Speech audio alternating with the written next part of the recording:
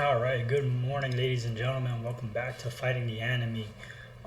In this channel, we give advice to men to not be finessed, not be duped and fooled by the predacious nature of modern women, or as I like to say, contemporary women. So, in this video, we're going to be covering what I mentioned in the last video. We're going to talk about the nutrition facts, the data sheet that I made for my statisticians out there, and we're just gonna go over each one, and then I think there's gonna be enough time for me to get into some nuances. And so I'm gonna go ahead and pull up the screen share, and as you can see, I still left it for what with the values that I put in with the last lady, the one that just kept going back and forth about her continuous checkups to see if I became more emotionally vulnerable or more desperate over time to allow myself to be finessed, or allow myself to be used. And so I'm like resisting drinking this coffee, but because it's like there's a company logo on it and all that stuff, like I'm not here to give free plugs to anybody, so I'm like resisting taking that sip of that coffee over there. But anyways, um, I'm gonna go through everything line by line and basically describe like the challenge of creating this. Even though when I originally pulled it up in my second video of the channel, I think, or third video of the channel, yeah, it was kind of like a comedic thing, or somewhat of a gimmick, but there's truth behind it, right? Like, yeah, it's supposed to be funny, ha ha ha, he, and all that stuff, but there's real truth behind it. And the truth behind this thing is to demonstrate how simple it is, how simple well, I'm not gonna necessarily say easy, but simple and non-convoluted it is to be in the good graces of a man, to be considered for marriage or a serious long-term connection, right? Committed connection long term. And I also want to incorporate, because it's a very sensitive balance, right? Like the things that really turn guys off, especially self-respecting men that are hardworking in their career and they're doing what they got to do. They're debt free. Their penis is clean and they're taking care of themselves, and very little negative history and things like that. Very sensitive balance to stay in their good graces. And so, although I'm not going to say you have to be perfect, because you're going to see through the explanation and some of these numeric values, you really don't have to. But I think it was just difficult constructing this in a way that shows that contemporary women nowadays, and this is especially true in my anecdotal experience, especially true in my 10 years of being single, that women seem to engage in behaviors that they know men don't like. And so I wanted this nutrition facts data sheet to reflect that. So because there's the few qualities qualities that are positive, yeah, will get you literally home with a guy, and you'll definitely be in each other's good graces. And it's really simple stuff. But the same way that you have a woman who gives a man a laundry list, an infinite laundry list of what they gotta be and do to, be worthy. The reciprocation, right? The reciprocation, the opposite of that, is the laundry list and nearly infinite things women do to get themselves out of good graces of a man, a self-respecting man. And so we're gonna go ahead and get into it and go through line by line the nutrition facts, with emphasis on the facts. So age here doesn't have any bearing on the score, but I mean to address that over time, down the road, because and I'm kind of biased because my dad always taught me, Chris, if you want to deal with a woman that has less drama and is more serious about relationships, go with a woman that's older. Um, but I'm more than sure that was true in my dad's day. He was born in 1951 and he passed away in 2012. He passed away at age 61. So I'm more than certain that that was true in the 60s and 70s when he was growing up, and maybe the 80s. But that stopped being true for at least a decade now. Like that is no longer the case, because women that are 30 plus years old, which is 90% of the women that I do speak with and end up, trying to figure out like if there's something here or not, they're still teenagers in their minds. They're still teenagers with their financial responsibility. They're still teenagers with their discipline and with their discipline and not having backbone and knowing what it means, or taking life seriously in terms of what it means to build legacy, have property, and take these larger, more meaningful responsibilities into account and where it fits in their life. And so I don't really have anything for age right now, but eventually it should have a bearing on how these fields get scored. So height and weight is just for the sake of BMI and getting an idea of what the woman is, because where the woman is at in terms of her self care. Me, I'm a little bit chillaxed about weight. I know most men or many men are not. Me, it doesn't really bother me that much as long as it's not, because every woman wears their weight differently. And even my guy friends make fun of me for this all the time, but I really don't care. But it's just to give a idea of what it is, because if at the end of the day, if you're sloppy and crazy and you got like flabs that go up when wind blows, it's like, nah, chill. Like, that has to be addressed. And so the way that gets determined is right here on the right where you see in blue. If she's looking right, that's automatically plus 50.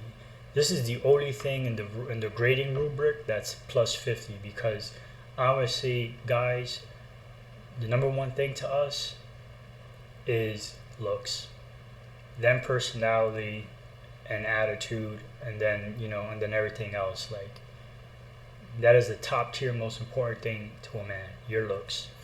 And if you're overweight, that's minus 25, and if you're obese or you catfished us, that's negative 50 right off the bat. Now we have hidden, right? The acronym that should define your thinking when you're getting to know a woman and vetting her to see if she's sustainable, to see if this is a long-term partner, right? Hedonism, immaturity, delusional, double standards, entitlement, narcissism, right? And I think we might have a little bit of time here to get into some definitions. So hedonistic, so just in case if you guys want a more formal definition, and shout outs to a big YouTuber. When you're doing something right, when other people, and particularly more famous YouTubers or more famous content creators are taking a page out of your book. So definitely shout outs to me. And no one ever has to give me credit for anything. I don't care. My videos I'm not even looking to monetize on anything. So hedonism refers to a family of theories of all which have in common that pleasure plays a central role in them. Psychological and motivational hedonism claims that human behavior is determined by desires to increase pleasure and to decrease pain, right? And then so over here we got nouns: the pursuit of pleasure, sensual self-indulgence. So very important to keep that in mind. So why is that here? Why did I bring it up in the original video? Why did I bring it up now? Again, I speak with so many 30-plus-year-old women, and the only thing they care about is fun, but they're in debt. And I'm not even talking about student debt. I'm talking about consumer debt. Financially irresponsible. They don't, like, I had this one particular experience where I asked a woman, she asked me, where do I see myself in 5 years? And then I asked her that, where do you see yourself in 5 years? And she was like, oh, STFU, right? Shut the F up. Why would you ask me that, right? And so obviously that's a double standard, but we'll get into that later. And it was just really just absurd that all this thinking in the moment, thinking in the right immediate, right, the immediate gratification, immediate fun, immediate self-indulgence. It's like ill. Like no one wants to deal with that. It's like dealing with an infant starts crying, give it some milk. If it's not hungry, then maybe it wants to be, patted on the back. You gotta burp it, or maybe you gotta change the diaper. Like that. That's what it is. 30-plus-year-old women or women in their late 20s acting like goddamn infants, don't know what they want. They just cry, complain, and then you got to figure out how to please them. Like, no, we're not doing that. So that's why it's on here. And of course, it's a negative value.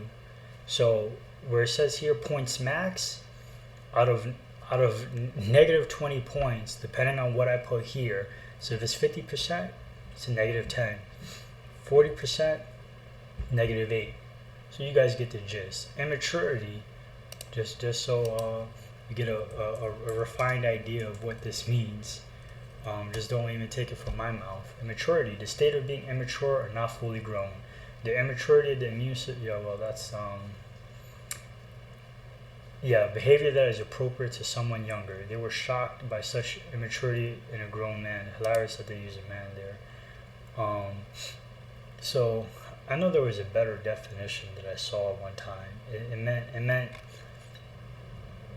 there was another definition that I enjoyed better that I saw, that it spoke about shirking responsibilities, right? Like when you evade responsibilities. And so when I say immaturity in my context, I'm going to give you my definition of what I mean from my dating standards. When I mention immaturity, I'm talking about the consistent behavior and discipline and maintaining yourself as an adult. So are you paying your bills on time? Are you actively in good standing with your employer? Are you actively in good standing with your education if you are in school, pursuing whatever the hell it is that you want to? Are you actively in good standing with yourself?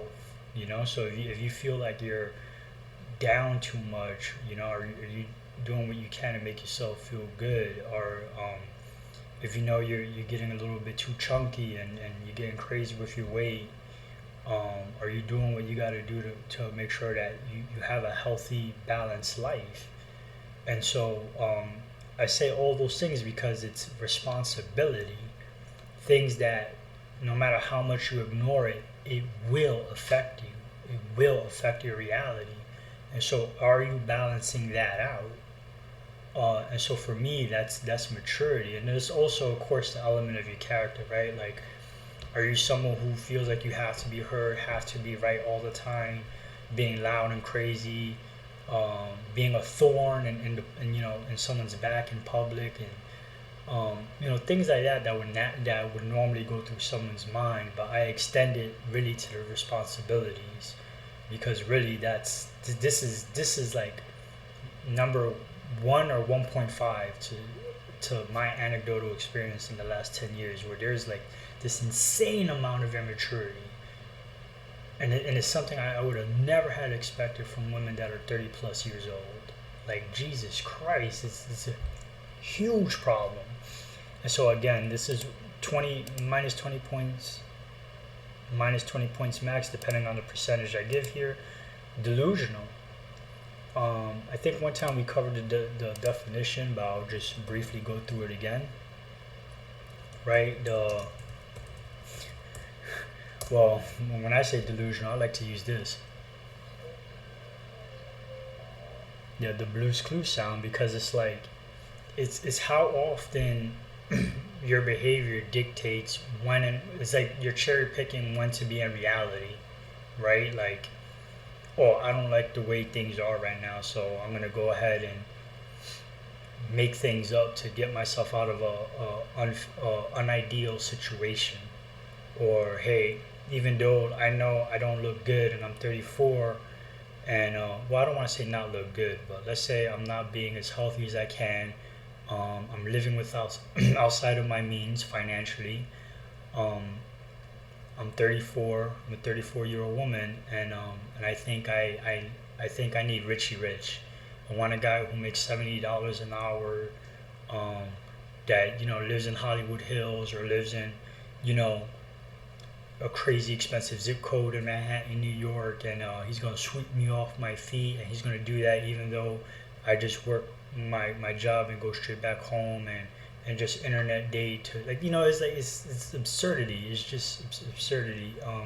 And if we look at the definition here in Google University, characterized by or holding false beliefs or judgments about external reality that are held despite incontrovertible evidence to the contrary.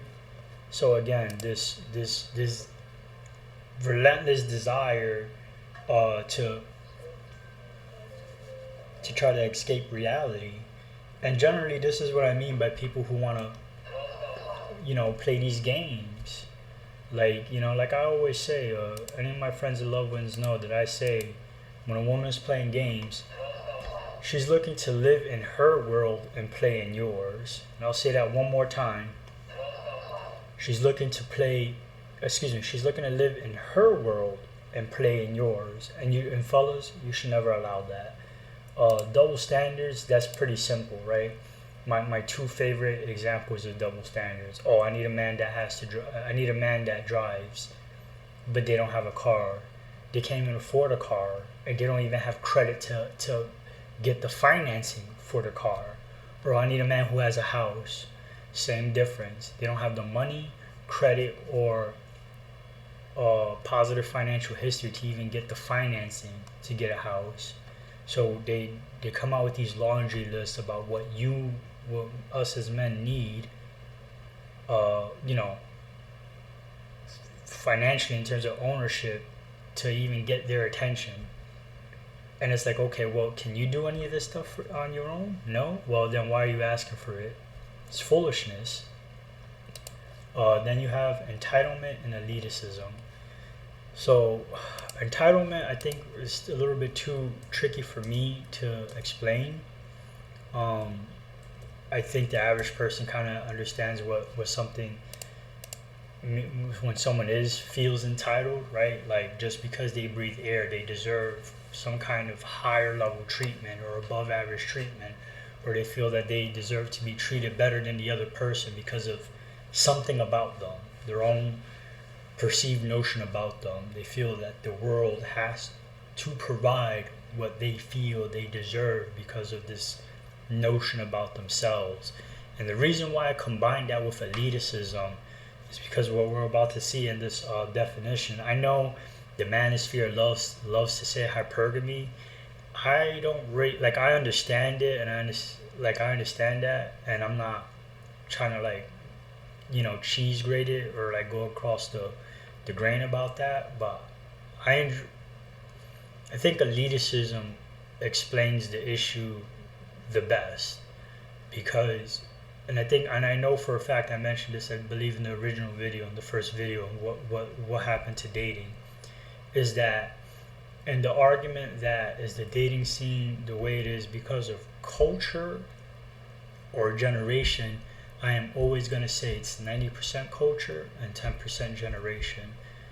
The reason for it is because social media is already blowing up something that already existed, and now it's going to be able to proliferate and propagate what used to be a minority or very small component of date life. Now has became the overwhelming component and majority of date life, and that being elitist women, right? Gold digging women, elitist women, because no matter of their financial background, 9 out of 10, 8 out of 10 women, 80 out of 100, 90 out of 100 women, regardless of their age and looks, believe that they need an above average earning man. And here in New York City, that is definitely the case. That is without a shadow of a doubt the case. And it's like, there's this hardcore, relentless desire of right, like I have to have this lifestyle that I'm probably not going to afford until 2 generations down. And it really ties back into the hedonism, but it's the idea and notion that's driving them. They don't have it. They don't have the means to do it, which is why they dig themselves into infinite financial debt. But it's the idea that's destroying it, and this has always been a culture in America.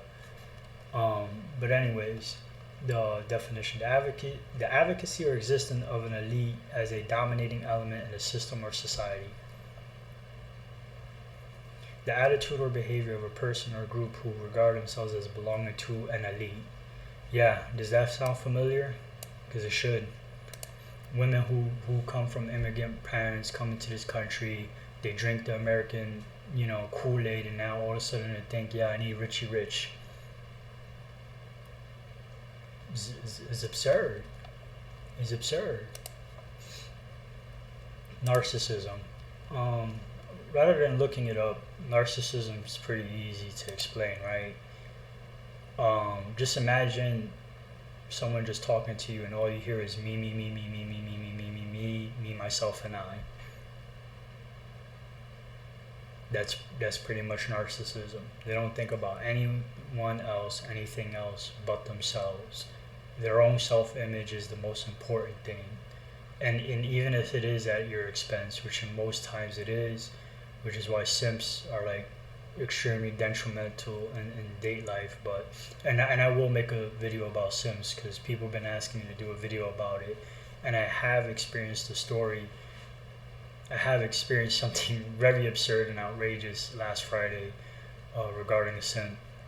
But other negative elements, and then this was where the plot thickens. So most of these things are a flat score. There is no percentage conversion. It's just a flat score. Because these things weigh heavily, right? Kids, depending on how many kids you have, -30. Baby daddies, and I'm being generous here because baby daddies should have a bigger negative thing, but I'm just putting -30. Divorced, if you're divorced, regardless if you initiated divorce or not, in which statistically speaking, most women do initiate divorce, and it's not because of infidelity or anything like that. It's due to no fault divorce because they can't handle the responsibility of being a wife. Because again, hidden immaturity, hedonistic, delusional double standards, and and all that good stuff. They're not built for it. They're not built for long-term committed relationships. So divorce. If you're divorced, regardless of who initiated it, that's -30. Pet owners, or this is for my so-called pet moms.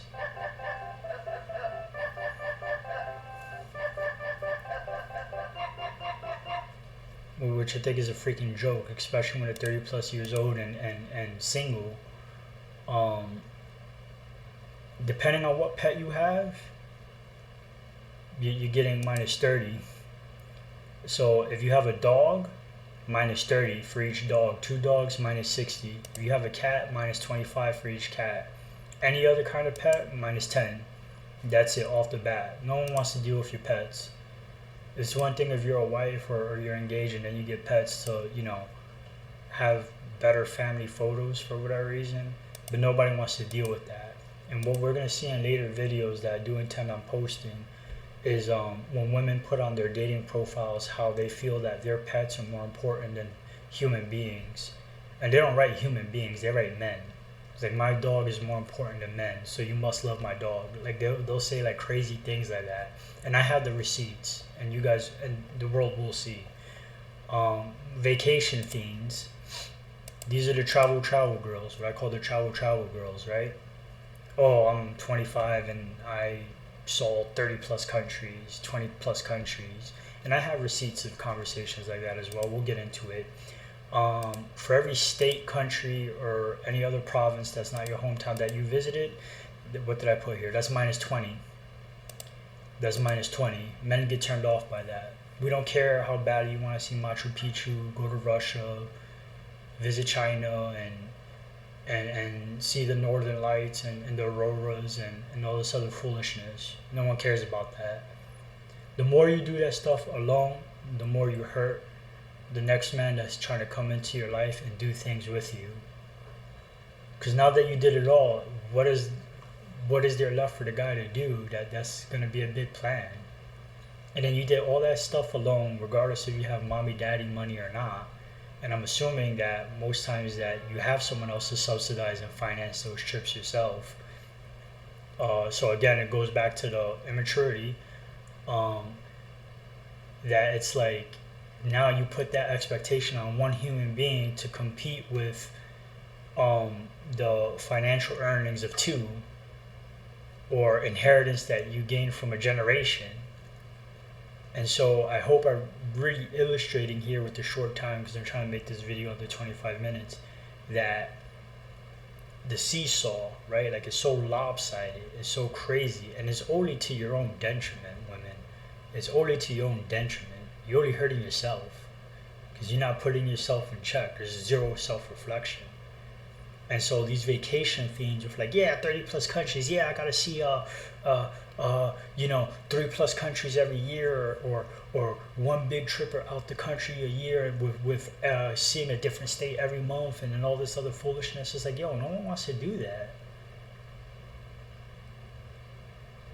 I can't think, even when I was in Wall Street, when I was working for a small financial tech company, when I was a recruiter, I can't recall one man that I bumped into, or one prospective business partner that was a man. And when we were getting to know each other, yeah, of course they have traveling under their belt and blah blah, but I can't recall having one sincere, genuine conversation where they were telling me how much they enjoyed it. Most of them do it because they're pleasing their wives and having family vacations with their kids. And I'm not saying I can't be wrong, but I'm saying how small that segment of men in the population really enjoy this stuff. And this is going to come back later in terms of similar hobbies for the positives. And the other thing, number one thing that turns off men that have self-respect and have a career going on, the women that are quote-unquote self-employed, the CEOs of nobody, the chief operating officers of a company that has zero staff. You know who you are. The entrepreneurs, the titleless executives. If you're self-employed, that's what did I put there? That's minus 30 flat. And so now we're going to get into the positive elements. These are supposed to be the redeeming qualities.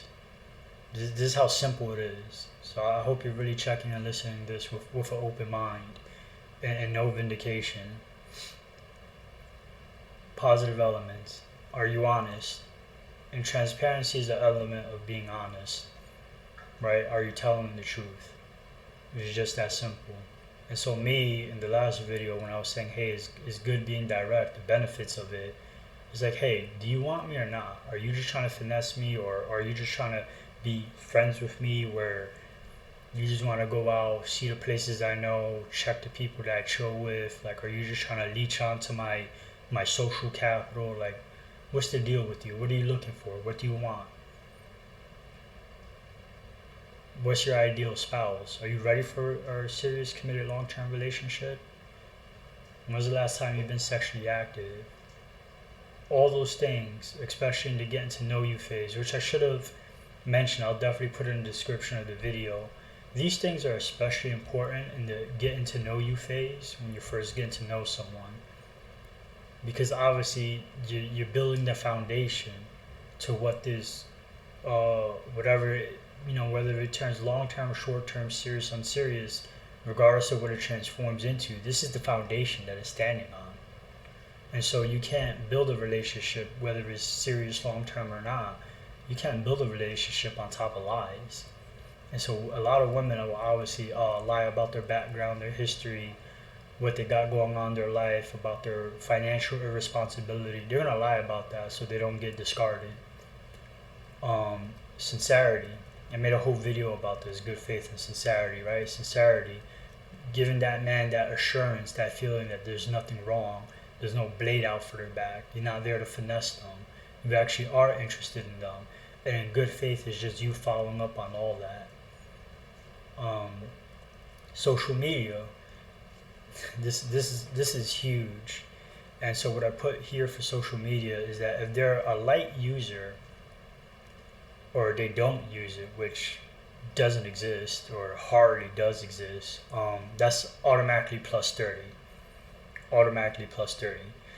Heavy users or moderate users, it's a plus 5 because, and I should have put 0, but I put plus 5 because we're under the notion that this person is being honest and transparent and is going to give you access to their social media without trying to label you as controlling or insecure, right? And never listen to that. That's just BS. Never listen to that, because that's not good faith. And if they're addicted, no, heavy users get minus 20, addicted gets minus 30, moderate users get plus 5. I was reading that wrong. So heavy users and addicted, no one likes that. Men don't like dealing with that. If we're going out and I'm taking you out and we're being amongst my friends and loved ones and your neck is broken, looking down on your phone the whole time like that, get out. I'll tell you right now, get out. Or I'll let the bartender, the bar back, whoever's serving us, I'll let them know, hey, she's picking up her own stuff. She's cut off.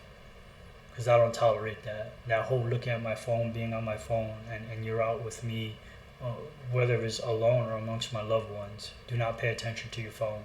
Because I don't. I rarely take out my phones when I'm out and about with friends and family. So I just don't tolerate that. And men in general, especially self-respecting men, don't tolerate that. So similar hobbies. This is a huge one. Discounters to travel girls.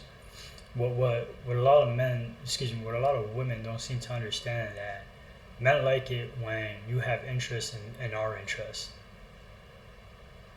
So me, I like to play video games. I don't have a lot of time to, unfortunately. I really don't.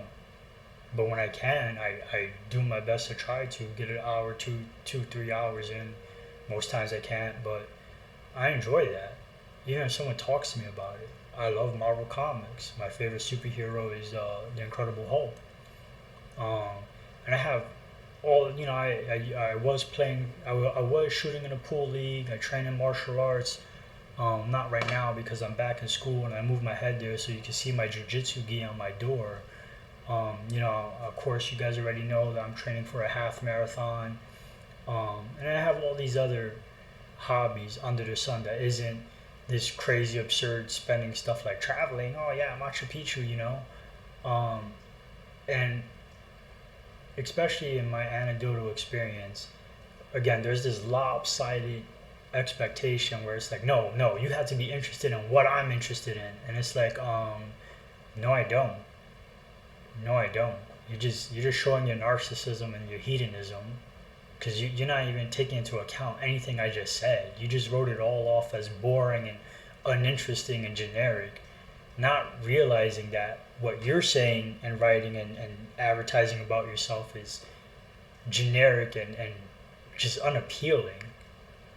And so for every similar hobby or interest that she takes in, that's plus 10, flat. Cooking, huge. This is, depending on how good of a cook they are and how much they're willing to learn, this is huge. This is out of a percentage. And that's based on how many recipes they know and what they're doing to learn and be a better cook. This is huge. This is like, it should make it worth more than 30 points max. It should be the only other thing that's 50 or maybe 40. Employed, right? So if you're employed and you're working like every other human being, that's plus 10, right? Because most men don't really care about what your job is or how much money you make. It's just like, hey, are you working? Are you contributing to your own social security? Yes, good. Right? Because the most important things is what? Can you cook, right? Can you feed Chris Jr.? And of course, are you taking care of yourself and your body? Do you look good? Those are top two things. Everything else, third, fourth, fifth place. Everyone else jumbles those up. Every guy is different, more or less. Whatever. But for me, those are the top two things. Do you look good and can you cook? And so that's how you get the score you get, the overall health determination. And then that's where you get here, the 4 categories. To be a wifey material, 51 points or higher. 51. And if you add up all the green here, that's 2470.